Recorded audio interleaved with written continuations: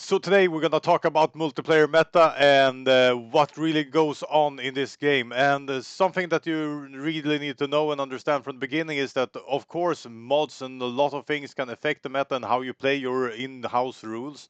But if you play a somewhat historical World War II scenario, this will often the case be the meta. These will be the turning points. This is the things you need to look out for and understand while playing the game. And the really first thing I want to talk about is time. You need to understand the time because, as I said, in a historical scenario, as you play, if you play vanilla or many of the mods, uh, the time is on the side of the allies as long as the axis don't expand way too much.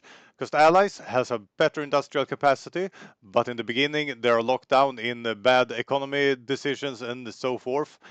So the axis will be able to build up an army and try to conquer the world. And the time is on the side of the allies. So it's really, really important to understand that as axis you need to be active. You need to be proactive. You need to know what you're doing. You need to be aggressive and achieve those goals. And we're gonna go into different kind of parts of the war that you really, really must understand. And then that's key to winning the entire game. But that's a really important thing. You want to be quick as Axis, and that's one reason that I'm really, really pro military factories.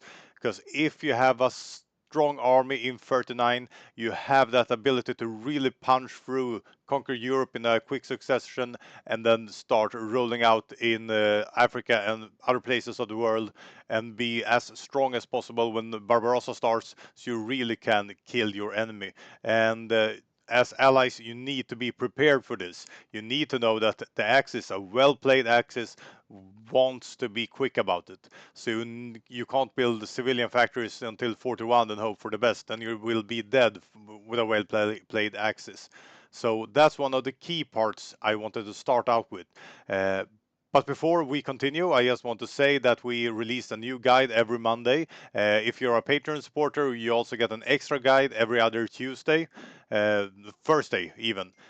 So there's a lot of things on the channel, so please subscribe, like, and hit that bell button so you get notified when we release new content. So when we are analyzing the game, I usually break it down to a few parts that's really, really crucial. And we have the first part of the war, which is the fall of France, the start of the war, Danzig War, and the potential for Seelöves or Luftlöves, where you really just kick out UK of the game. The next part, a really, really crucial part, is El-Alamein in Egypt. The key to the east, it's an extremely important battle. We also have Barbarossa, we have the Pacific, we have the D-Day and the Endgame. So I will start just going through the first part of the war, Danzig War, France and Seelöwe. So let's start by Danzig War. We have Poland here, which is just a speed bump. We have Germany, perhaps on Balkan Bros, and Italy on the Axis team. Uh, France is also a speed bump. France doesn't win. If France win, Axis loses, and then the matchup was quite bad in the first part. So France will be a speed bump, but a really important speed bump because you're buying time for the allies to actually build up places like El-Alamein and United Kingdom to be more able to defend themselves. Germany usually have air superiority. France will fall, and then the crucial part comes because France that falls, that's planned. But that then come the United Kingdom, and this is extremely important. And the really, really important thing is that you need to hold the air zones and you need to hold the sea zones. If you see Germany building a lot of ships, you need to counter that. You need to have more ships than Germany to really secure the home islands. Because if you lose the United Kingdom, and it only takes one port. If the Germans take one port, they will start pouring in their land armies way, way better, more equipped than yours are. So if they take a port, could be by a Luftlöwe where they go by air, and they take a port and just pour in their troops and tanks, or by actually having naval superiority and taking one port, pouring in units, and capitulating the United Kingdom early, and that is a really, really huge deal for the Allies. The next part uh, is El Alamein. extremely important. Egypt in itself doesn't have military factories or anything of that kind that is interesting. But what Egypt is, it's the key out down to Africa, and also the possibility to actually threaten the British Raj, which is a huge prize in this game. The British Raj is one of the biggest miners, might almost be a major. It's not a major, but almost. So a huge battle will always occur at El-Alamein and the ports here, and it's extremely important for the Allies to have a well-planned defense here. Because if the Axis, as I talked about before, the Axis has a plan, they are coming in, they went strong on the military factors from the beginning, they have a lot of troops and a lot of air and navy. This will be extremely hard for allies to defend if they haven't planned for it. Uh, and if the Allies lose, they will lose oil, they will lose Iraq, uh, and a possibility to actually go down into our Africa. You're not lost by just losing Egypt. There's quite often some kind of line establishing here down in Sudan, Chad, down to Ethiopia, but it could be really dangerous. And Italy can get their fleet out uh, through the Red Sea and perhaps even naval invade Rosh. And when Rosh falls, the Axis has a huge advantage in this game. Uh, but it's not even necessary to actually capitulate Rosh from the Euro-Axis side. Just having the threat of the western coast will make the job for Japan so much easier when storming through Burma or trying to make their own naval invasion somewhere in the peninsula. The only thing in a multiplayer game that could make Egypt less important is if Turkey is an allowed target or even a player, because then you have the possibility to actually attack Iran and threaten Raj from that part. But usually Turkey will stay neutral, especially if you play historic, and they won't be somewhere where you can go through. And that makes El-Alamein one of the most crucial battles of the entire game. The thing with Alamein also in Egypt is that if you can secure North Africa and the Middle East, uh, the south of the Euro-Axis is totally safe from naval invasions. They have nothing where they can attack you, which means that you don't need a garrison, you don't need to have that tension on that place. You can go focus on the Soviet, which is a huge prize in this game. And we will be coming there. Uh, because the next thing I want to talk about is Barbarossa and the Soviet Union. The Soviet Union has a lot of factories. It has a lot of manpower and a lot of bite. But in a multiplayer game, they shouldn't be that much of a match for a really well played Germany with Balkan Bros in their game, Finland and everything. They they are like France, a huge speed bump. If Soviet destroys the German Reich by themselves, you have a matchup that's not even with the players at least. You have a matchup where you have a really good Soviet player that actually is able to out micro and with less units be able to actually kill Germany and its allies. So what happens with Barbarossa is that you're a speed bump. You want to hit Germany, you want to kill Germans. You will probably lose a lot more, but you need to kill Germans. You need to be active at all times. Make sure that you save as much time as possible, because here comes the big and really amazing and interesting gameplays of the game is when Germany is coming far into the Soviet Union. It has taken a while, the Allies has built up, and they place a D-Day. And when the D-Day comes, because that's another crucial moment of the game, when the D-Day lands, Germany is forced to take a lot of troops and a lot of pressure of the Eastern Front, moving to France, Benelux, or Germany itself to defend, or down to Spain if the D-Day are placed there. So when they move away from that front and the thinning of that line uh, against the Soviet, that's when the Soviet can counterattack and start encircling and really, really push down into Poland and against Germany itself. Uh, if the D-Day loses, then they're back again, and the Soviets are on the back foot once more. And this is kind of a dance in the game, which is really, really important. But here comes one important thing. As Soviets, you want to kill Germans as much as you can. You will lose more, but you need to thin out the German army as much as you can, make them take that attrition so they are weaker when the D-Day lands. So you need something to kill with. You can't just build an infantry-based Soviet Union that can't take out tanks or anything and can't really attack. Just a defensive line, because you want to kill as much of the Germans as possible to make the D-Day possible at to actually land and hold, because you don't have the entirety of the German army left anymore.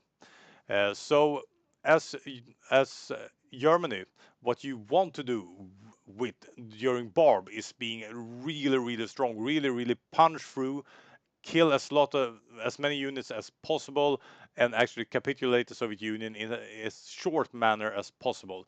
And there is two really good ways to do that. And the thing I really like the most is not actually taking land; it's just killing the front line, just making surrounds all the time where you have good supply. So you're thinning in their line, because at the end their line will be so weak, so you can just start rushing to the Urals because they have nothing left, instead of just trying to push as far in as possible, making yourself vulnerable, lacking the supply, and meeting a strong army in a strong position. So killing a lot of units, that's what I really like. The D-Day is a crucial part, and it plays a big part in the Eastern Front, but it's also its own thing. And there's D-Day is something in my experience, multiplayer games are lost because the allies don't understand the crucial part of planning a D-Day. Because a D-Day doesn't happen by itself. You really need to coordinate among your allies. You need the Canadian tanks. You need the Americans there. You need the UK being focused. You need everyone being prepared to actually launch this D-Day to make it successful. Because a weak D-Day will be thrown out. You need to have a coordinated D-Day, really, really push in all those units, make a front line, and make this stick so that the Soviets has a possibility to actually start killing units in the east, and you can start killing units in the west. So a well-planned D-Day is crucial in this game if you want to succeed in a multiplayer game. But we're focused a lot on Europe. We also have an extremely, extremely exciting game in the Pacific and for Japan. And the first thing I just want to say is, in multiplayer games, Japan attacks China. That's how it should be done. What you really want to do, whether China is an AI controlled or a human player, the winning of China early is so extremely, extremely beneficial for Japan. Being able to actually build up something really, really good, a strong army. So a late Japan attacking China 38 and not being done by 42, that's not the way to go. A quick, swift China war, getting all that industry, start producing what you need. That's something you really, really must strive for at Japan. The other big prize, and we've been talking about it, is the British Raj. In Asia, the Raj is the absolute strongest nation. The thing with Raj also is that if you can push through the Burma line, because it's a tough line here where you really can defend well, and you also have a line up here as Raj where you can defend. If you can push through them or make a naval evasion and capitulate Raj, you have a safe backyard. You're not threatened by anyone in that scenario, because the Soviets won't be able to attack. Perhaps you have the possibility to actually attack Soviets in the back by taking Raj, going through Afghanistan or uh, Iran, and start actually threatening the Soviets. Uh, Otherwise, the prices are absolutely all the islands. There's a lot of resources on these islands, and the Philippines, you want to get rid of that so the US don't have a forward base. All the small islands, this is tedious work, but island hopping is really important. You're going to face off with a much stronger United States than you are. and a much stronger navy, at least in the late game. So as with the Euro Axis, you want to be aggressive in the beginning, start taking those strategic places, going down, taking Singapore and all the rubber you can find here in Malaya. So there's a lot of things you want to do.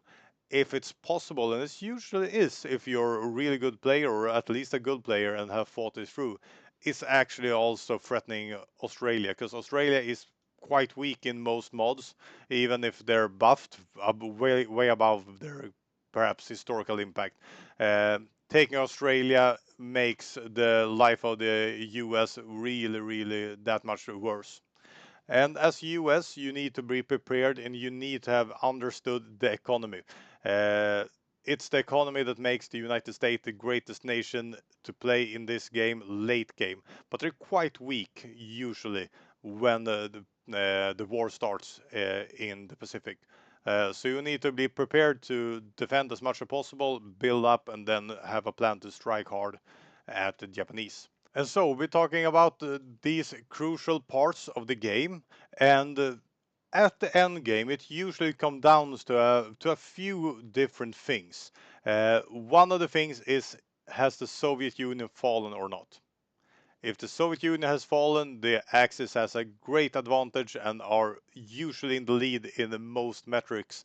If not, the Japanese has totally collapsed. So the Soviet Union is crucial, and the end game will usually be decided if the Soviet Union has capitulated or not. And the other really crucial thing is D-days.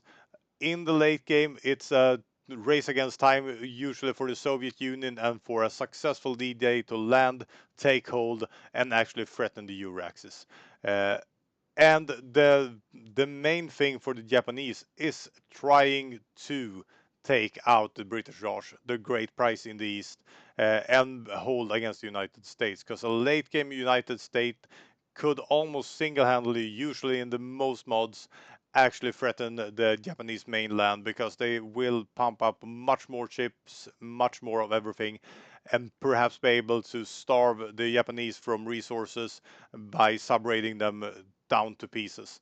So that's the crucial things that it comes down to. And you also see who won El-Alamein is really important here, because if you have El-Alamein or North Africa as the allies, Italy is a fine price just naval invading. It's really expensive to garrison the entirety of Italy, and it's pretty easy if you play good to actually take it. It's not that much, not that big of a front.